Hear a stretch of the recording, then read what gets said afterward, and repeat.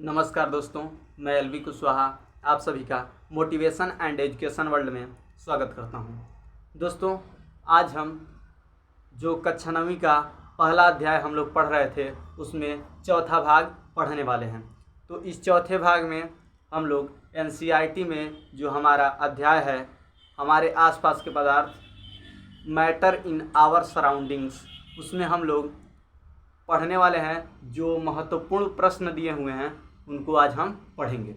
चलिए शुरू करने से पहले आप लोगों से हम चाहेंगे कि यदि यह वीडियो देखने के बाद आपको अच्छा लगता है, अच्छे से समझ में आता है तो लाइक कीजिए, कमेंट करके ज़रूर बताइए कि आपको यह वीडियो कैसा लगा। यदि कुछ नहीं समझ में आया तो कमेंट के माध्यम से ज़रूर पूछिए। चैनल पे यदि नए हैं तो चैनल को सब्सक्राइब कीजिए और बेल आइकन ज़रूर दबाइए।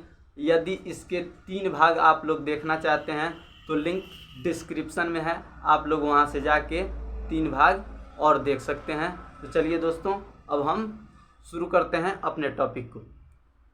चलिए देखिए, दिया है प्रश्न नंबर 1। प्रश्न नंबर 1 में दिया है किसी तत्व के द्रव्यमान प्रति इकाई आयतन को घनत्व कहते हैं। कोई तत्व है, क्या है? कोई तत्व और उसके द्रव्यमान का प्रति इकाई, क्या? उसके द्रव्यमान का प्रति इकाई को क्या कहेंगे? घनत्व। अभी आप लोग ध्यान से समझेंगे इसके जो सूत्र है उसके माध्यम से। जो घनत्व है, घनत्व बराबर क्या होता है? घनत्व बराबर होता है द्रव्यमान बटा आयतन। यानी एक परिभाषा और हम दे सकते हैं, कह सकते हैं कि द्रव्यमान तथा आयतन के अनुपात को क्या हम कहेंगे? घनत्व कहेंगे। तो आप लोग इसको ध्यानपूर्वक समझ गए होंगे कि द्रव्यमान और आयतन के अनुपात को हम क्या कहते हैं? घनत्व कहते हैं। तो आइए अब इसके आगे देखते हैं। बढ़ते हुए देखिए यहाँ पे घनत्व के क्रम में क्या है? बढ़ते हुए घनत्व के क्रम में निम्नलिखित को व्यवस्थित करें। बढ़ते हुए क्या करना है? बढ़ते हुए घनत्व के क्रम में हमको इसको बताना है। तो दिया है क्या? वायु, चिमनी का धुआं, शहद, जल, चाक, रुई और लोहा, ये हमें दी हुई है। अब इसमें बताना है कि इसका बढ़ता हुआ क्रम क्या होगा। तो चलिए उत्तर में देखते हैं। वायु होता है जिसका घनत्व तो बहुत ही कम होता है। क्या होता है? बहुत ही कम होता है। यदि हम किसी भी गैस को छोड़ते हैं तो बहुत तेज़ी से फैल जाता है। फिर चिमनी का धुआं आप लोग देखे ही होंगे। चिमनी का धुआं किस प्रकार से फैलता है? जल है तो जल इन दोनों से थोड़ा अधिक घनत्व वाला होता है। शहद, वो भी क्या होता है? जल से थोड़ा अधिक घनत्व वाला होता है। शहद से भी अधिक क्या होता है? रुई घनत्व वाला होता है। रुई से अधिक, देखिए यहाँ पे गलती हो गया है, यहाँ पे जल हो गया है। जल नहीं रहेगा, यहाँ पे चाक रहेगा। क्या रहेगा? चाक। रुई के बाद चाक, और चाक से सबसे ज्यादा घनत्व तो किसका है? लोहे का। सबसे ज्यादा घनत्व तो किसका है? लोहे का। आप लोग इसको ध्यान पूर्वक समझ गए होंगे। सबसे पहले क्या होगा? वायु, चिमनी का धुआं, जल, शहद, रुई, चाक और उसके बाद से लोहा। अब इसके बाद हम अगला पढ़ेंगे, दूसरा प्रश्न। चलिए दोस्तों, अब इसके बाद हम दूसरा प्रश्न देखेंगे। दूसरा प्रश्न हमारा क्या है? चलिए दूसरे प्रश्न को देखते हैं। दूसरा में ए और बी करके दिया है, तो पहले हम ए को पढ़ेंगे। देखिए दिया है पदार्थ की विभिन्न अवस्थाओं के गुणों में होने वाले अंतर को सारणीबद्ध कीजिए। क्या करना है हमको? जो पदार्थ की विभिन्न अवस्थाएं हैं, पदार्थ की अवस्थाएं क्या क्या होती हैं? ठोस, द्रव, गैस, आप लोग जानते हैं। तो इनमें जो अंतर होता है उसको क्या करना है? सारणीबद्ध तरीके से बताना है कि भैया इनमें अंतर क्या होता है। तो चलिए इस अंतर को हम ध्यानपूर्वक समझेंगे। देखिए ठोस, अब एक एक चीज ध्यानपूर्वक समझते चलेंगे आप, एक एक चीज ध्यानपूर्वक। ठोस क्या होता है? ठोस में जो हमारा आकार होता है क्या होता है? निश्चित होता है। लेकिन जो द्रव होता है उसका जो आकार होता है क्या होता है? अनिश्चित होता है, निश्चित नहीं होता है। और उसी प्रकार से जो गैस होता है उसका जो आकार होता है क्या होता है, अनिश्चित होता है, निश्चित नहीं होता है। इसी प्रकार से अब आयतन, आयतन क्या होता है, जो ठोस होता है, ठोस में आयतन क्या होता है, निश्चित होता है, और द्रव में भी आयतन क्या होता है, निश्चित होता है। आप लोग जानते होंगे, नहीं जानते हैं तो इसके जो पिछला पार्ट है उसमें देखिए, उसमें बताया गया है, आप लोग जान जाएंगे। और जो गैस होता है उसका आयतन क्या होता है, अनिश्चित होता है।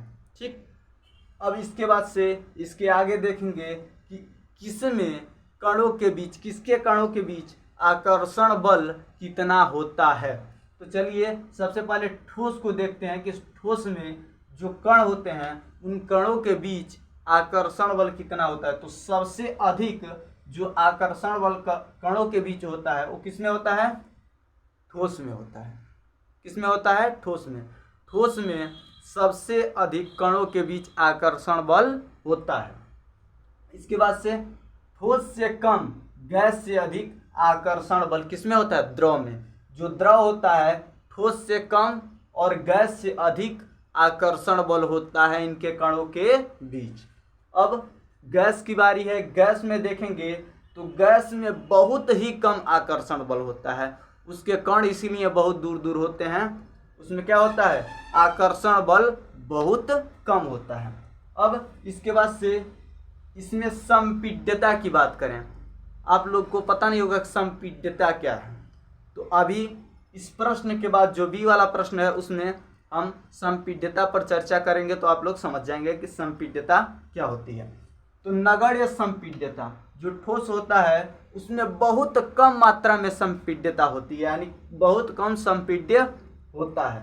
उसी प्रकार से जल भी होता है, ये भी नगण्य माने होता है कम, बहुत कम मात्रा में, एकदम कुछ नहीं, जीरो के बराबर, बहुत कम मात्रा। तो क्या होता है, जो द्रव होता है उसमें भी संपीड्यता क्या होती है, बहुत कम होती है। और जो गैस होता है इसमें जो संपीड्यता होती है वो क्या होती है, बहुत अधिक होती है। ठीक, अब देखिए घनत्व।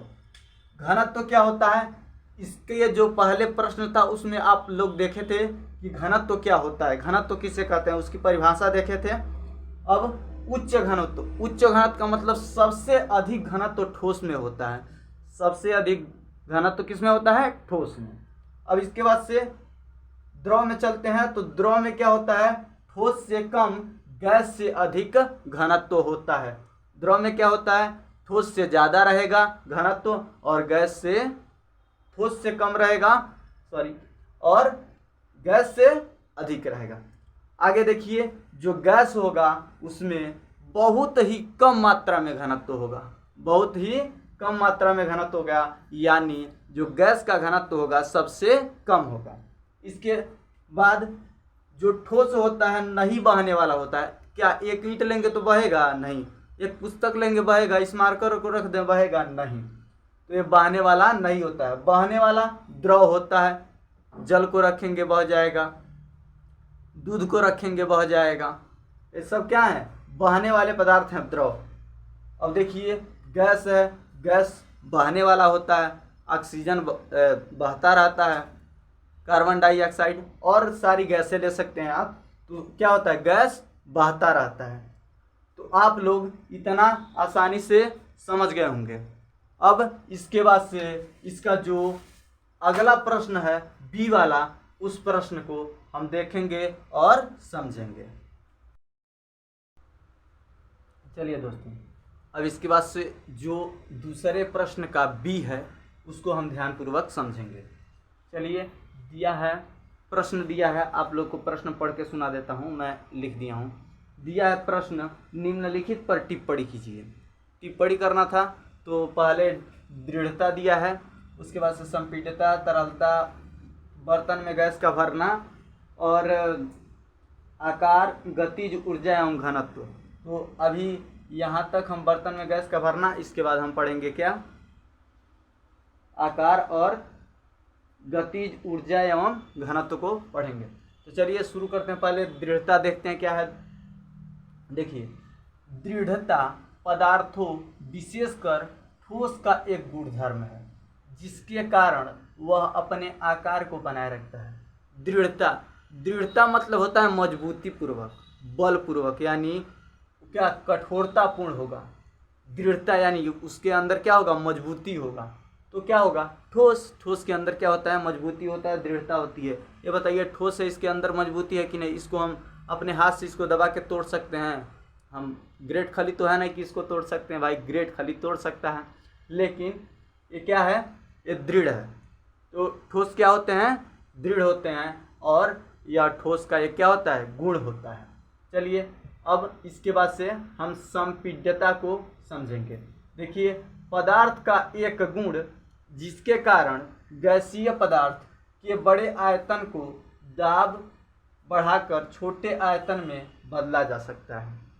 जैसे इसके कहने का मतलब ये है कि गैस एक बड़े पात्र में रखा गया है और उसको यदि किसी छोटे पात्र में रखना हो तो उसको दाब दे करके क्या किया जा सकता है, उस छोटे पात्र में रखा जा सकता है। कैसे रखा जा सकता है भाई, पहले तो बड़े बर्तन में था तो पूरा उसका स्थान घेरा हुआ था, लेकिन अब क्या हुआ, अब छोटे पात्र में उसी गैस को रखा जा रहा है, लेकिन वो पात्र क्या है, छोटा है। लेकिन देखिए ऐसा क्यों होगा, ऐसा इसलिए होगा क्योंकि जो गैस होते हैं उनके कणों के बीच जो दूरियां होती हैं वो अधिक होती हैं, ठीक है। तो इसके लिए क्या करते हैं हम, जो गैस होता है उसको दाब देकर एक छोटे आयतन में क्या कर देते हैं, परिवर्तित कर देते हैं, और उसकी स्थिति को क्या करते हैं, बना देते हैं, यानी उसके आकार को बनाए रखते हैं। क्या, गुणधर्म को। चलिए आगे देखिए, थोड़ा सा गलत हो गया है यहाँ पे। अब देखिए तरलता, देखिए तरलता क्या होती है, किसी पदार्थ के बहने की क्षमता, किसी पदार्थ के बहने की क्षमता को क्या कहते हैं, तरलता कहते हैं, ठीक है। कोई भी पदार्थ हो यदि वह बहता है तो क्या होगा, तरल पदार्थ होगा। जैसे दूध, जल, बहुत सारी चीज़ें हैं वो क्या होती हैं, तरल पदार्थ होती हैं, ठीक है, ये समझ गए होंगे आप। बर्तन में गैस का भरना, गैस के कणों के बीच आकर्षण बल नगण्य होने के कारण इनके कणों की गति सभी दिशाओं में तथा अनियमित होती है। जो गैस होता है उनमें आकर्षण बल बहुत ही कम होता है। यदि हम उसको किसी भी पात्र में रखते हैं तो क्या होगा, जो इनके कणों की गति होगी सभी दिशाओं में होगी, जिसके कारण वह पात्र क्या होगा, भर जाएगा। तो इस प्रकार से हो जाएगा बर्तन में गैस का भरना, जो अनियमित रूप से क्या होता है, सभी दिशाओं में भर जाता है। उसका कोई नियम नहीं है कि केवल एक ही दिशा में जाएगा, केवल उत्तर, दक्षिण, पूर्व, पश्चिम, ऐसा कुछ नहीं है, सभी दिशाओं में जाएगा। और जो इनकी गति होगी क्या होगी, अनियमित होगी। तो आप लोग इतना समझ गए होंगे। अभी इसके आगे आकार और गतिज ऊर्जा एवं घनत्व के बारे में पढ़ेंगे। चलिए अब जो अगला दिया है आकार, अब उसको पढ़ेंगे कि आकार होता क्या है। देखिए किसी पदार्थ का आकार उसकी निश्चित सीमा रेखाएं निश्चित करता है। कोई अगर पदार्थ है हमारा और जो उसका एक आकार होगा वो एक निश्चित सीमा रेखा को दर्शाएगा। जैसे मान लीजिए एक फुटबॉल ले लीजिए, फुटबॉल क्या होता है, ऐसे गोलनुमा होता है। तो ये क्या है, एक निश्चित सीमा रेखा के अंदर है। क्या है, फुटबॉल गोल ही होता है, तो एक निश्चित सीमा रेखा के अंदर होता है। तो ये क्या हो गया, इसका आकार हो गया, ठीक है। अब इसके बाद आप गतिज ऊर्जा को समझेंगे। गतिज ऊर्जा होता क्या है, किसी पदार्थ की गति के कारण उत्पन्न ऊर्जा क्या कहलाती है, गतिज ऊर्जा। कोई भी पदार्थ है यदि वह पदार्थ गति करेगा तो जो ऊर्जा उत्पन्न होगी क्या होगी, गतिज ऊर्जा होगी। आप लोग इसको समझ गए होंगे ध्यानपूर्वक कि जो गतिज ऊर्जा होती है वो किसी भी पदार्थ के गति करने पर जो ऊर्जा उत्पन्न होती है क्या कहलाती है, गतिज ऊर्जा कहलाती है। तो आप लोग इन दोनों प्रश्नों को आसानी से समझ गए होंगे। और इसके जो दो प्रश्न हैं इसको हम अगले वीडियो में पढ़ेंगे। आप लोग इसको ध्यानपूर्वक पढ़िए और नोट्स बनाते रहिए ताकि आप लोगों को परीक्षा में बहुत हेल्प मिल सकता है। धन्यवाद।